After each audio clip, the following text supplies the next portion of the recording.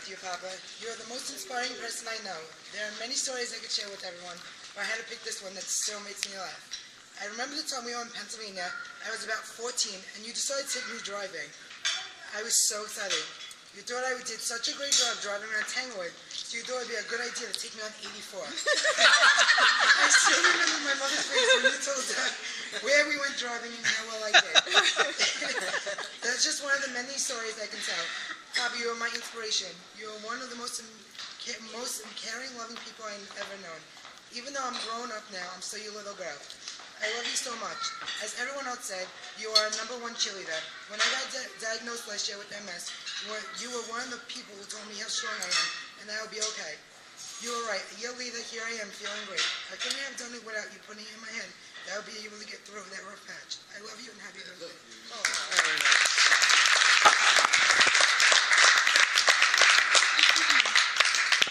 It's all yours. Chief. Oh. Was he crying when he walked Amory down the aisle? Yes, he was. Okay, just check. Of course he was. Just check. You should know better than that. I just want to say something. There's been time throughout this night, and it's all about family. I do have it written down about family, so I don't want anybody to think that I'm saying the same thing over. Son, grandson. My wife asked me if I would speak at the at this gathering, and I said sure. I said no problem. I said let me try to figure out what I would say. So I'm trying to think. I'm going through all the times over the 30 plus years. And I said, you know what? I was trying to find something that was funny, that talked about something that we did together.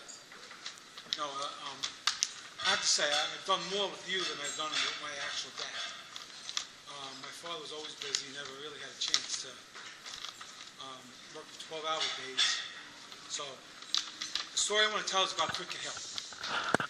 We go golfing, and I have to tell you, I never saw a man Bogey. who would start with 12 balls, okay? Start the round of golf with 12 balls, and what happens? He winds up with 24 balls at the end of the round. Never, ever have I ever.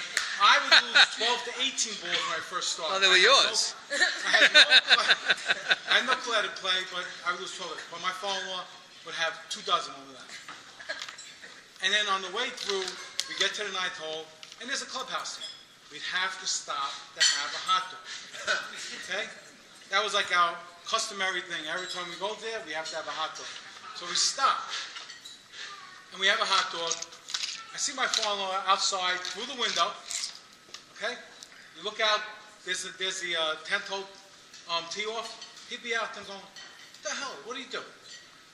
He either ate the hot dog so fast I couldn't see it, or he dropped it. I didn't know. So he'd go out there and start playing. So we followed through, and we continued down through the rest of the day. And we had a great time, I have to say that. I always enjoyed it. Smoking cigars, eating hot dogs, and playing golf. Even though what the hell we didn't know what we were doing. But the real story that I want to tell, okay, the second part of the story. The story I want to tell is about a family man who adores his family and would do anything for them. He's a man that shows us how to be a great dad, a father-in-law, and a grandfather. He's a person who leads by example and people follow.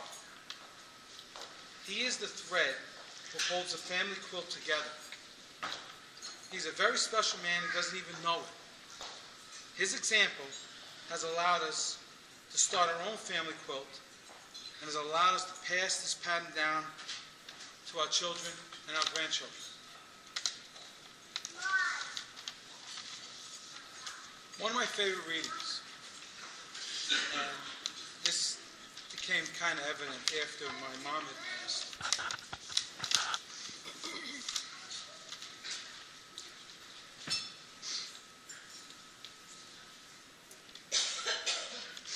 It was one.